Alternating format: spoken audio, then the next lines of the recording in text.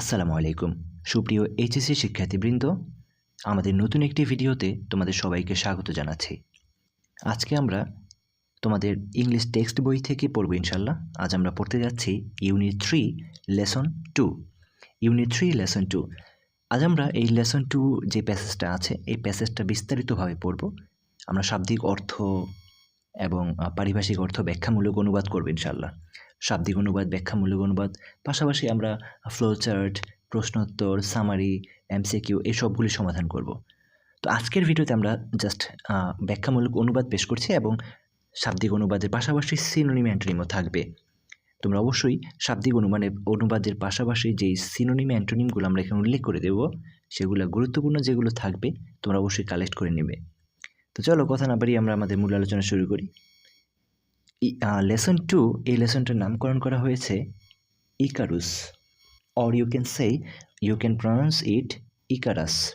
Icarus হিসেবে তুমি pronounce করতে পারো। তো আমাদের এই লেসনটার নাম হচ্ছে ইকারাস। চলো আমরা এই স্টোরিটা পড়ি।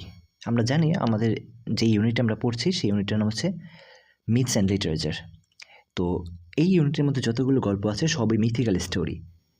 এই লেসনটাও one of them. Okay, so চলো আমরা গল্পটা স্টার্ট করি। On the island of Crete, the fearsome Minotaur, a creature that was half man and half bull, terrorized the inhabitants. On the island of Crete island বা ক্রিট দ্বীপে the ফিয়ারসাম Minotaur একটা ভয়ঙ্কর, ফিয়ারসাম শব্দটার অর্থ হচ্ছে ভয়ঙ্কর, ভয়াবহ। এই শব্দটা সিনোনিম হিসেবে আমরা ব্যবহার করতে পারি। ধরো ডেঞ্জারাস ব্যবহার করতে পারি। এই শব্দটা সিনোনিম হিসেবে আমরা ব্যবহার করতে পারি গ্রুসাম। গ্রুসাম অর্থ ভয়ঙ্কর বা ভয়াবহ, এটা আমরা সামনে পাবো। আর এই শব্দটার আমরা বিপরীত হিসেবে ব্যবহার করতে পারি সুথিং, বা যেটা শীতল ঠান্ডা, এটা আমরা ব্যবহার করতে পারি অ্যান্টোনিম হিসেবে। তো বলা হচ্ছে দ্য ফিয়ারসাম মিনোটর, একটা ভয়ঙ্কর ভয়াবহ মিনোটর। মিনোটরকে এটা একটা ক্রিয়েচার বা জীব, একটা সৃষ্টি, যেটা কি a creature that was half man and half bull. যেই সৃষ্টিটা, যেই জীবটা হচ্ছে অর্ধ মানুষ এবং অর্ধ ষাঁড়ের মতো, অর্ধেক মানুষ এবং অর্ধেক ষাঁড়ের মতো, এমন একটা জীব, একটা ভয়ঙ্কর জীব, এমন একটা ভয়ঙ্কর সৃষ্টি, তার নাম হচ্ছে মিনোটর। এই মিনোটরটা কী করতো? টেরোরাইজড দি ইনহেবিটেন্ট বা বাসিন্দা যারা আছে ওই বাসিন্দাদেরকে টেরোরাইজড করতো। টেরোরাইজ মানে হচ্ছে আতঙ্কিত করা, ভয় দেখানো। তো বাসিন্দাদেরকে ভয় দেখাতো। টেরোরাইজ শব্দটার অর্থ হচ্ছে আতঙ্কিত করা, যার সমার্থক হিসেবে বা সিনোনিম হিসেবে তুমি ব্যবহার করতে পারো টেরিফাই, হরিফাই, এই শব্দগুলো ব্যবহার করতে পারো। এটার অ্যান্টোনিম হিসেবে তুমি ব্যবহার করতে পারো কাম, প্লিজ, মানে ঠান্ডা করা, সন্তুষ্ট করা। টেরোরাইজ অর্থ হচ্ছে আতঙ্কিত করা, সো এটার অ্যান্টোনিম হতে পারে কাম। ওকে, দেন to contain the beast, King Minos enlisted the help of Daedalus, a masterful architect and inventor. To contain the beast, এই বিস্ট বা এই যে জন্তুটা আছে এটাকে কন্টেইন করার জন্য বা আটকানোর জন্য, আটক করার জন্য King Minos enlisted the help of Daedalus. King Minos ডেডালাসের সাহায্য কামনা করলো। কিং মিনোস ডেডালাসের সাহায্য কামনা করলো। ডেডালাসকে, ডেডালাসের পরিচয় এখন দেওয়া হচ্ছে আ মাস্টারফুল আর্কিটেক্ট অ্যান্ড ইনভেন্টর। ডেডালাস ছিলেন একজন মাস্টারফুল আর্কিটেক্ট, একজন নির্মাতা। মাস্টারফুল শব্দের অর্থ হচ্ছে দক্ষ, একজন দক্ষ নির্মাতা এবং দক্ষ ইনভেন্টর বা আবিষ্কার। তো মাস্টারফুল শব্দটার অর্থ হচ্ছে দক্ষ, এটা সিনোনিম হিসেবে আমরা ব্যবহার করতে পারি স্কিলড, স্কিলফুল, এক্সপার্ট, এগুলো ব্যবহার করতে পারি। অ্যান্টোনিম হিসেবে ব্যবহার করতে পারি আনএক্সপার্ট, তারপর হচ্ছে আনস্কিলড, এগুলো ব্যবহার করা যায়। ওকে, next. Daedalus constructed an intricate labyrinth so complex that escape was nearly impossible. বলা হচ্ছে ডেডালাস কনস্ট্রাক্টেড অ্যান ইন্ট্রিকেট লেবিরিন্থ। ডেডালাসের সাহায্য কামনা করেছিল রাজা, তারপর ডেডালাস একটা লেবিরিন্থ বানিয়েছে, ইন্ট্রিকেট লেবিরিন্থ। ইন্ট্রিকেট মানে হচ্ছে জটিল, জটিল একটা বা দুর্বোধ্য একটা লেবিরিন্থ তৈরি করেছে। এখন লেবিরিন্থ মানে কি? এটা হচ্ছে গোলকধাঁধা, একটা মেইজ বা পাজল। কেমন? মেইজ মানে হচ্ছে গোলকধাঁধা, একটা পাজল আর কি। তো এমন একটা পাজল বানিয়েছে যেটার মানে এমন কিছু রাস্তা আর কি যেটার মধ্যে ঢুকলে আর কি বের হওয়া যায় না, বের হওয়ার পথ খুঁজে পাওয়া যায় না, এমন একটা লেবিরিন্থ বা গোলকধাঁধা বানাইছে। এটা খুবই ইন্ট্রিকেট মানে কি? জটিল। তো ডেডালাস কনস্ট্রাক্টেড অ্যান ইন্ট্রিকেট লেবিরিন্থ, একটা জটিল গোলকধাঁধা বানালেন, সো কমপ্লেক্স দ্যাট, এতটাই জটিল যে এসকেপ ওয়াজ নিয়ারলি ইম্পসিবল, ওইটা থেকে পলায়ন করা ছিল নিয়ারলি ইম্পসিবল, প্রায় অসম্ভব। তারপর ওয়ান্স, একদা, the Minotaur was imprisoned within the maze, ওই মিনোটর যে বিচটা ছিল ওইটা হচ্ছে ইমপ্রিজন্ড উইদিন দ্য মেজ, ওই মেজের মধ্যে আটক পড়ে গেল বা ধরা পড়ে গেল, আটকা পড়ে গেল। মেজ মানেও কিন্তু গোলকধাঁধা বা লেবিরিন্থ, তো এই লেবিরিন্থের মধ্যে আটকা পড়ে গেল। কিং মিনোস বিলিভড, তারপর কিং মিনোস ভাবলো, he had the perfect trap for his enemies, সে তার শত্রুদের জন্য পারফেক্ট ট্র্যাপ বা পারফেক্ট ফাঁদ পেয়ে গেছে। who would be sent into the labyrinth to meet a gruesome end, তার যা শত্রু আছে, যত শত্রু আছে তাদেরকে এই লেবিরিন্থে পাঠিয়ে দিলে তারা একটা গ্রুসাম এন্ডের মুখোমুখি হবে।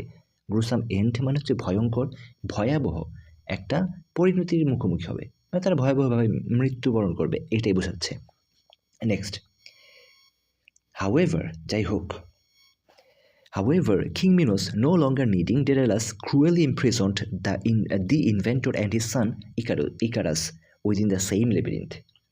কিং মিনোস তারপর কী করলো? নো লঙ্গার নিডিং ডেডালাসকে আর দরকার না পড়ায় ক্রুয়েলি ইমপ্রিজন্ড দি ইনভেন্টর, এই আবিষ্কারকটাকে বা এই ডেডালাসটাকে অ্যান্ড হিস সন, এবং তার সান মানে তার ছেলে, অ্যান্ড হিস সান ইকারাস, তার ছেলে ইকারাসকে কী করলো?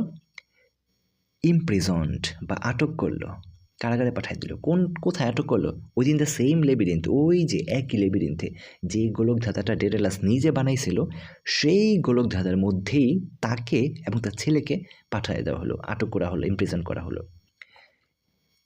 Yet Daedalus familiar with the labyrinth's design, যেহেতু ডেডালাস ওই যে লেবিরিন্থস বা গোলকধাঁধার ডিজাইনটা সম্পর্কে পরিচিত ছিল, বিকজ সে নিজেই বানাইছে, সো সে তো এটার সাথে ফ্যামিলিয়ার থাকবে, পরিচিত থাকবে, এটা পরিচিত ছিল, যার ফলে কী হলো? যার ফলে managed to escape with Icarus, সেই ইকারাসকে সাথে নিয়ে পালিয়ে যেতে সক্ষম হলো। নেক্সট, আফটার ফ্লিং, পালিয়ে যাওয়ার পর, they found themselves stranded on the island with no means of escape by sea, তারা নিজেদেরকে দেখলো, পালিয়ে যাওয়ার পর তারা নিজেদেরকে দেখলো স্ট্র্যান্ডেড মানে আটকে পড়া, তারা নিজেদেরকে আটকে পড়া অবস্থায় দেখলো অন দি আইল্যান্ড, দ্বীপের মধ্যে, with no means of escape by sea, সাগর দ্বারা পরিবেষ্টিত একটা দ্বীপ, যেখানে নো মিনস অফ এসকেপ, পলায়নের কোনো সুযোগ নেই, পালানোর কোনো সুযোগ নেই, এমন একটা দ্বীপে নিজেদেরকে আটকা পড়ে দেখলো যখন ওই যে লেবিরিন থেকে পালাই গেল। তারপর নেক্সট কী হলো? অবজার্ভিং দ্য বার্ডস ফ্লাইং অ্যাভাব, উপরে যে পাখিরা উঠছে ওই পাখিদের ওড়াউড়িটা অবজার্ভ করে বা পর্যবেক্ষণ করে, অবলোকন করে, ডেডালাস ওয়াজ ইন্সপায়ার্ড, ডেডালাস অনুপ্রাণিত হলো, to craft wings from feathers and wax for himself and his son, সে ডানা তৈরি করার জন্য অনুপ্রাণিত হইল, ডানা তৈরি করবার জন্য, উইংস মানে ডানা, তো ডানা তৈরি করবার জন্য সে অনুপ্রাণিত হলো, ফ্রম ফিদার্স অ্যান্ড ওয়েক্স, ফিদার তো পালক অ্যান্ড ওয়েক্স মানে মোম, তো পালক এবং মোম দিয়ে ডানা তৈরি করার জন্য অনুপ্রাণিত হলো, ফর হিমসেলফ অ্যান্ড হিজ সান, তার জন্য এবং তার ছেলের জন্য ডানা তৈরি করার জন্য। হি ওয়ার্নড ইকারাস, সেই ইকারাসকে ওয়ার্ন করলো বা সতর্ক করলো, to fly at a moderate height, একটা মাঝারি উচ্চতা উড়বার জন্য, too close to the sun, too close to the sea, the wings would become heavy with moisture, যদি সি বা সমুদ্রের খুব কাছাকাছি হয় তাহলে তার ডানা ময়েশ্চার বা আর্দ্রতায় হেভি হয়ে যাবে, ভারী হয়ে যাবে, সমুদ্রের এই পানির বাষ্পের আর্দ্রতায় ভারী হয়ে যাবে, এটা বুঝাইল।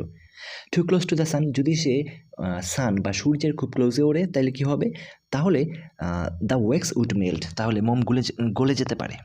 এভাবে সে তার ছেলেকে সতর্ক করলো যে তুমি একটা মডারেট হাইট বা মাঝারি গতিতে মাঝারি উচ্চতায় উঠবা, খুব বেশি উঁচুতেও না, খুব বেশি নিচুতেও না।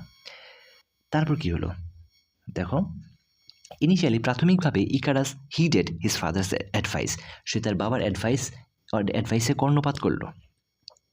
হিড শব্দের অর্থ হচ্ছে কর্ণপাত করা, হিড এই শব্দের অর্থ হচ্ছে কর্ণপাত করা, যেটা মানে খেয়াল করা, মানে যত্ন করা বা একটু অনুগত করা। তুমি এটাকে অবে বলতে পারো সমার্থক সিনোনিম হিসেবে, তুমি এটা সিনোনিম হিসেবে কেয়ার বলতে পারো, আর অ্যান্টোনিম হিসেবে বলতে পারো নেগলেক্ট, মানে অবহেলা করা, কর্ণপাত না করা। তো প্রথমে সে তার বাবার কথায় কর্ণপাত করলো, বাট সুন, কিন্তু দ্রুত, overwhelmed by the excitement of flight, সে দ্রুতই অভিভূত হয়ে গেল, ওভারওয়েলমড অভিভূত হওয়া, তো ওভারওয়েলমড সে দ্রুত অভিভূত হইয়া গেল, কিভাবে? By the excitement of flight, উড্ডয়নের বা সে যে উঠছে ওড়ার যে এক্সাইটমেন্ট আছে, উত্তেজনা আছে, এটাতে সে অভিভূত হয়ে গেল, ওভারওয়েলমড হয়ে গেল। এটা ওভারওয়েলমড হয়ে সে কী করলো? হি সোর্ড হায়ার অ্যান্ড হায়ার। সোর মানে উপরে ওঠা, সে উপরে উঠলো, হায়ার অ্যান্ড হায়ার, উপরের থেকে আরও উপরে উঠলো, ফরগেটিং দ্য ওয়ার্নিং, তার বাবা যে ওয়ার্নিংটা দিয়েছিলেন সেই ওয়ার্নিংটা ভুলে গিয়ে। অ্যাজ হি অ্যাসেন্ড শব্দটার অর্থ হচ্ছে কি উপরে ওঠা। সোর যেমন আমরা উপরে ওঠা পাইলাম, রাইজ এটার অ্যাসেন্ডেরও তুমি সিনোনিম বলতে পারো সোর অথবা রাইজ, ওকে। আর এটা অ্যান্টোনিম হিসেবে তুমি ব্যবহার করতে পারো ডিসেন্ট, অ্যাসেন্ডের অ্যান্টোনিম ডিসেন্ট অথবা ড্রপ, ফল, এগুলো ব্যবহার করা যায়। তো সে উপরে উঠলো যেহেতু, the sun's heat melted the wax binding his wings, তার ডানা যেই ওয়েক্স বা মোম, তার ডানাটা যেভাবে বাইন্ড করেছিল সেই মোমটা গলে গেল, তার ডানা যেই মোম দ্বারা বাইন্ড করা ছিল, বাঁধা ছিল, সেই মোম গলে গেল। হেল্পলেসলি, অসহায়ভাবে, Icarus plummeted into the sea and drowned, leaving Daedalus to fly on alone, devastated by his son's tragic fate. তো ইকারাস প্লামিট মানে হচ্ছে দ্রুত বেগে নিচে পড়ে যাওয়া, ঠিক আছে। তো ইকারাস খুব দ্রুত নিচে পড়ে গেল, কারণ হচ্ছে তার পাখার তো গলে গেছে, মোম গলে গেছে, পাখা ভেঙে যাচ্ছে, তো সে দ্রুত নিচে পড়ে গেল, ইনটু দ্য সি, সাগরে পড়ে গেল, অ্যান্ড ড্রোন্ড, এবং ডুবে গেল। Leaving Daedalus to fly on alone, ডেডালাসকে একাই রেখে গেল ওড়ার জন্য। Devastated by his son's tragic fate, Daedalus তার ছেলের এই দুঃখজনক ট্রাজিক বা এই দুঃখজনক দুর্ভাগ্য দেখে খুব ডেভেস্টেটেড হয়ে গেল। ডিভেস্টেটেড মানে হচ্ছে বিধ্বস্ত। আমরা জানি ডিভেস্টেটিং একটা শব্দ আমরা আগে পড়েছি, যার অর্থ প্রলয়ঙ্কারী বা বিধ্বংসী। তো ওইটা থেকেই ডিভেস্টেটেড মানে বিধ্বস্ত। হি ইভেনচুয়ালি রিচড সিসিলি, সে ইভেনচুয়ালি ঘটনাক্রমে বা পরিশেষে সে সিসিলি নামক শহরে পৌঁছলো। ওয়ার হি মৌন্ড ইকারাস, সেখানে সে ইকারাসের জন্য মৌন বা শোক প্রকাশ করেছে, বা অনেক শোকার্ত অবস্থায় ছিল ইকারাসের জন্য। And named the sea where his son fell the Icarian sea in his memory, ইকারাসের স্মরণে সে ওই সাগরটাকে ইকারিয়ান সি নাম দিল। কোন সাগরটা? যে সাগরটায় ইকারাস ডুবে গেছে, ওকে। এই তো ছিল প্যাসেজটা। তোমরা আশা করছি প্যাসেজটা বুঝতে পেরেছ। এখান থেকে আমরা সিনোনিম অ্যান্টোনিমগুলো সহ পড়লাম। তো এই প্যাসেজটা পড়ার পর ইনশাল্লাহ এরপর আমরা এই প্যাসেজ থেকে কোয়েশ্চেন দেখব, আমরা ফ্লোচার্ট দেখব, এখান থেকে সামারি দেখব ইনশাল্লাহ। তো নেক্সট ক্লাসে আমরা আরও অন্যান্য বিষয় নিয়ে হাজির হব। সে পর্যন্ত ভালো থাকো। আল্লাহ হাফেজ।